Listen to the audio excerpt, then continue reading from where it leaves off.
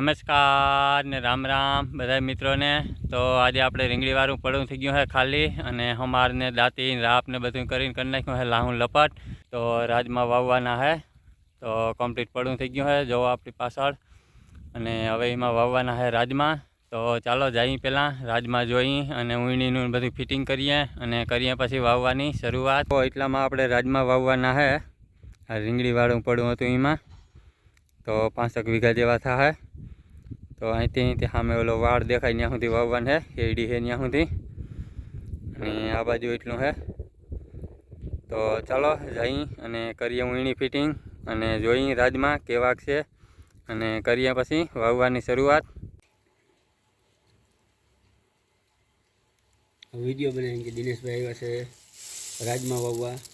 તો રાજમામાં 2 નંબરના સકેડા પાસ કર્યા છે। હજુ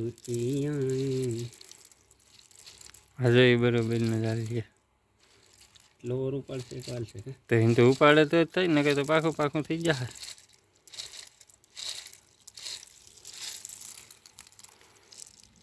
આમાં જો લાલ દેખાય એકદમ, અને હું કેવા કાળા અને લાલ છે એમાં। એટલાક લઈને જવું જોઈએ રાજકોટ, હું ભાવ ગયા હું ભાવ દેવા પેલા કે કઈ ને જતા એટલા ને લીધા કડા વાવવાની કઈ જરૂર નથી એને કઈ।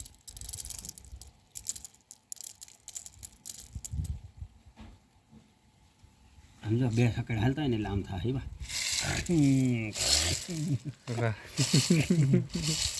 હાલો તો મિત્રો કર્યું છે આપણે વાવેતર ચાલુ રાજમાનો।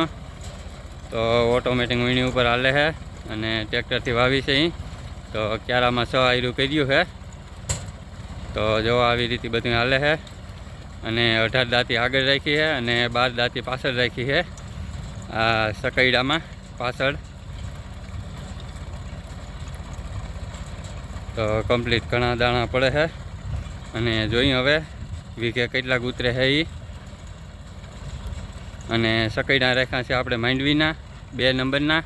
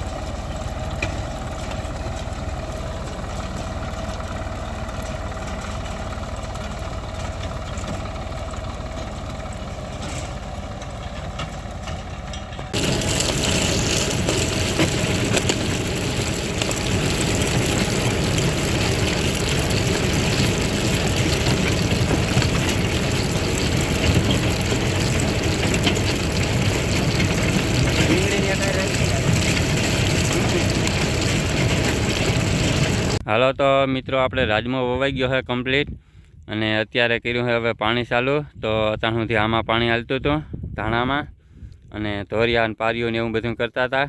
તો ધોરિયા પારીઓ બધું કમ્પ્લીટ થઈ ગયું છે અને થોડી થોડી આસી બાસાલી પાઈ છે ભેગી અને કર્યું છે પાણી ચાલુ. પહેલાં કેરામાં જાય છે હજી. તો અહીંથી લીધું છે રાજમાં વાવવાનું અને પાણી પાવાનું. તો સામે વાં સુધી પાવાનું છે, ઊંણી પડી છે ત્યાં સુધી અને હજી ત્યાં થોડાક વાવવાના બાકી છે. તો બપોર પછી પાછા વાવ્યું. તો ચાલો વારીએ પાણી. તો જો આવી રીતે બધું હાલે છે, એક મોટર હાલે છે અને આસી ભેગી બાસાલી પાઈ છે. ફળ ઓછું ઉગે કાર્યું અને અહીંથી પહેલાં કેરામાં જાય છે પાણી. તો રાજમાને તો એક જ પાણી પાવું પડશે એમ બધા કહે છે અને ડાયરેક્ટ પછી ઉગી જશે 2-4 દીમાં. તો ચાલો એક મોટર રાખી અને એક પાણી કાઢી જોઈ પછી કેટલાક ટાઈમે ઉગે છે.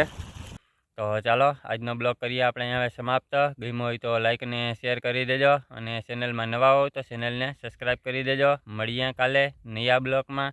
Bye bye.